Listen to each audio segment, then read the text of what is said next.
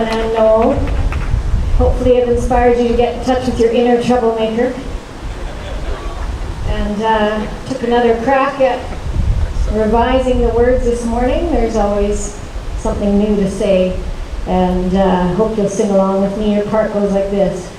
Troublemaker, troublemaker, troublemaker. Let's hear you.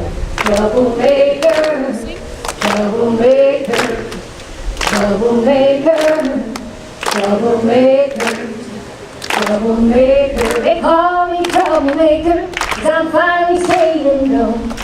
I worked all my life and now I've no place to go. When I speak my mind they say, troublemaker's gotta go. Troublemaker, let's hear ya. Troublemaker, they call me troublemaker, 'cause I want the same as you. Dignity and the help to do all I can do. But when I fight to keep my home care, they say, troublemaker's gotta go. Troublemaker, troublemaker, troublemaker, troublemaker. They call me scaremonger, 'cause I won't agree to someone making profits from the health care that we need. And when I ask who's making the money, they say, troublemaker's gotta go. Troublemaker, troublemaker. They call me a troublemaker, 'cause I'm gonna demonstrate and make sure human rights don't take a backseat to world trade. But as I block their pipeline, they say, troublemaker's gotta go. Troublemaker, troublemaker, troublemaker, troublemaker. They call me an idealist, 'cause I want to close the gap for our getting poorer in Alberta's ample lap. So next time I cast my vote, I'll say, troublemaker's gotta go. Troublemaker, let's hear ya. Troublemaker, troublemaker, troublemaker. All right. Troublemaker, troublemaker, troublemaker, troublemaker.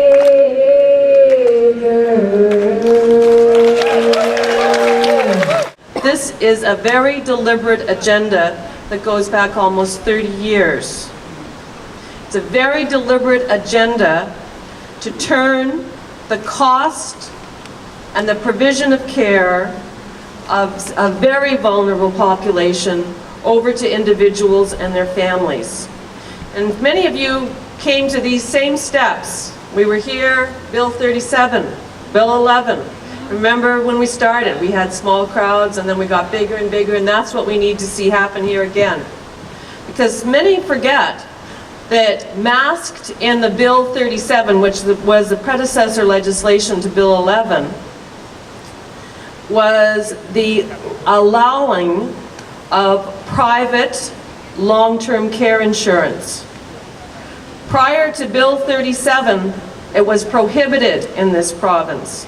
But that was just one of the examples of legislative changes to pave the way to foist responsibilities and costs onto individuals and their families. My dad was a healthy Canadian. Now, I'm not talking about this. He's not an Albertan, but that's important because I'm going to come back to that.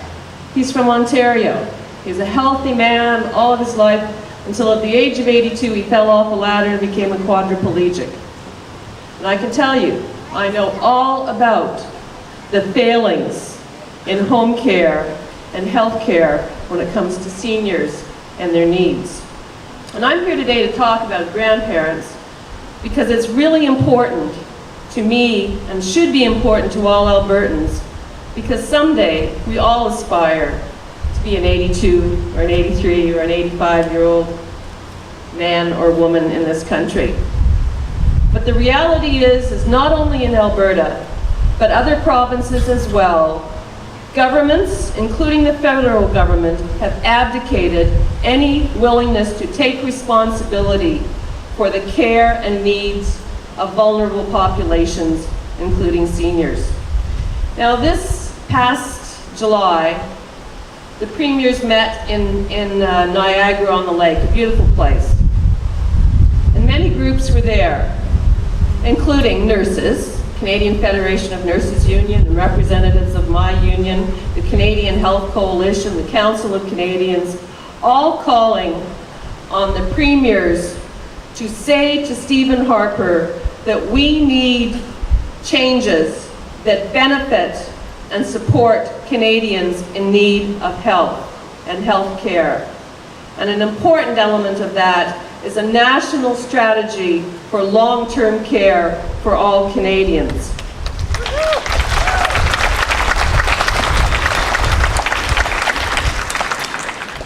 And there's another opportunity.